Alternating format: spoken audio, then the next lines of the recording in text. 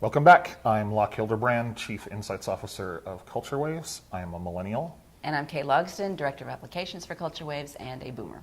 Speaking of boomers, that is today's topic. So we're going to keep it short and sweet, just like their exit strategies. Only if you can step up enough to take over and do better than I do. So you have nothing to say, do you? See this? Nope, I don't. I don't, because this is all about you. That's the millennial view of thinking, sure.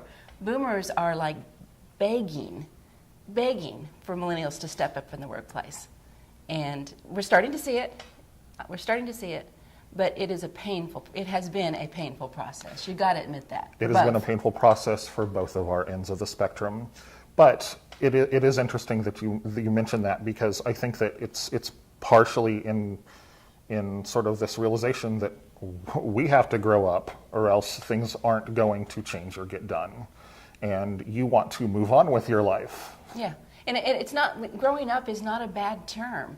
And millennials somehow made that a bad term. It was like, I'm never going to grow up. Growing up can have its benefits. And so it's almost like baby boomers are trying to show you it's okay to be an adult.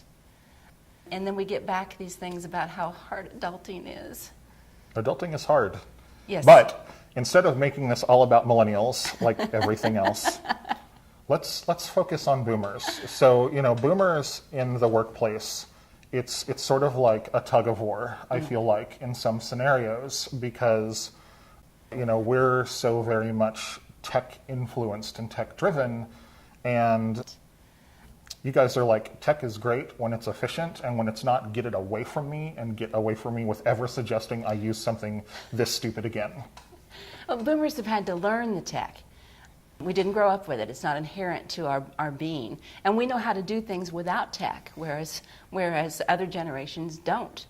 The younger generations don't always know how to do it without tech. Don't ask me my phone number. No. I don't even know it. But we are adaptable. So when your imaginary worlds blow up in your gaming device, the boomers are the ones that are going to be innovative enough to figure out how to get out of there and create a new world. We're trying to teach that to the younger generations. And I think that there's something interesting there, because it's almost like we've spent so long watching two sides of the boomer spectrum. One side is I'm a boomer and I can do anything because I'm a boomer. And then there's also the side of I'm a boomer and oh my gosh, I've got to put milestones and markers in place in order to get things to move forward. Yeah, and at the same time, boomers want to leave their mark. So it's not just about making sure that deadlines are met and so on, but it's, am I being effective? And how can I be more effective? How can I bring others along with me to be more effective? And that's a ruling vision of boomers right now. Boomers are used to, they handed things to their kids. They handed money to their kids. They still are handing money to their kids. And they're used to being that go-to source. And yet they don't feel like they get enough respect for it in return. So it's an interesting thing. So then why do they keep doing it? Because the millennials are still needy. That's a jab. I'll take it, but that's a jab. It's something that I think we've watched for years, especially as we've seen our client roster change again and again and again. Is things get super awkward whenever you are calling into someone who's 25 and then their entire workforce underneath them is in their 40s, 50s, and 60s. There's a lot of that. And it's one of those things that we've always sort of had that questioning on. Is that an awkward scenario to be in?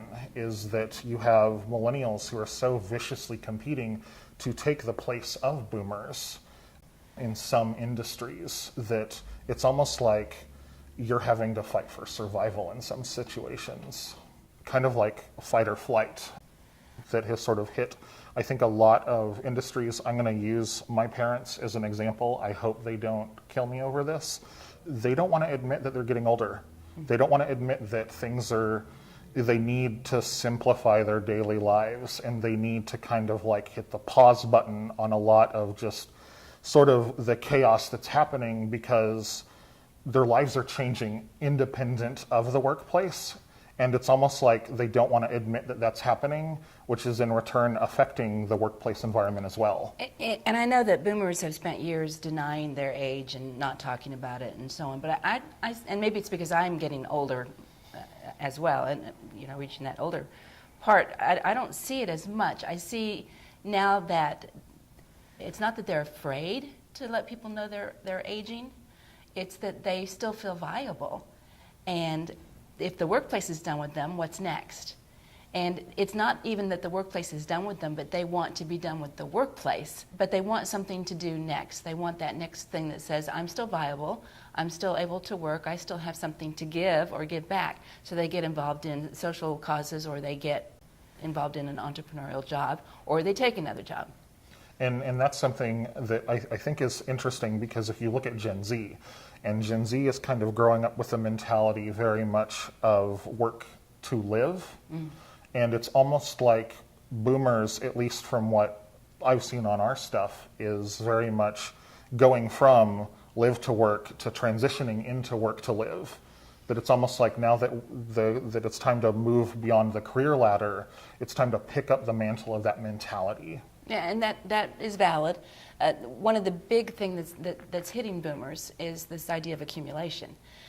And if you translate that to the workforce, they are done accumulating in their jobs. They don't need any more honors. They don't need any more accolades. They don't want any more responsibility. But they don't want to just ride out. We used to talk about people that had retired but not told anybody. No, boomers don't want to be that kind of person. They want to continue to contribute, but they know there's a cutoff date, and they want it to be a self-defined cutoff date, and then be able to move on. But they're just as they're getting rid of their possessions, which their children don't want, sadly. They're trying to figure out because they don't have room in their tiny houses. This is true. This is true. How do they get out of their work habits and adopt a new lifestyle? And there's something to be said about that I think is kind of really powerful, in that sense that still wanting to contribute, because I feel like there's a potential missed opportunity that especially a lot of millennial-centric workforces lose whenever they cut the boomer out of the equation, or if a boomer comes in just as a part-time consultant, or just because they want something else to do, the idea of, oh, you're a pre-tech generation, you're not going to understand or know what to contribute in this mindset, and being sort of dismissive of those ideas just, because of their generation. I think that there's a stigma that's sort of developed the same way that a stigma has developed around millennials being know-it-alls that ruin everything, and all those sort of like stereotypes. There's the same stigma that's being developed around boomers, that they just need to get out of the way and walk out of the picture without giving them the benefit of the doubt that they could contribute something great. Yeah, so let's clearly delineate. Boomers are ready for the next move. Our research shows that they're ready for that next move. They just don't always know what it is. And the younger generations aren't necessarily helping them find it. Boomers are used to mentoring down. So they have poured their knowledge into other people who haven't been really receptive to take it. So what do they do with all that knowledge? And that's still hanging there for them. And boomers are done accumulating. They're ready to move on to that next phase. But the workplace isn't always ready to release them, because there's nobody ready to step into those positions. So you've got an interesting situation for boomers that's worth watching for the future. Yep.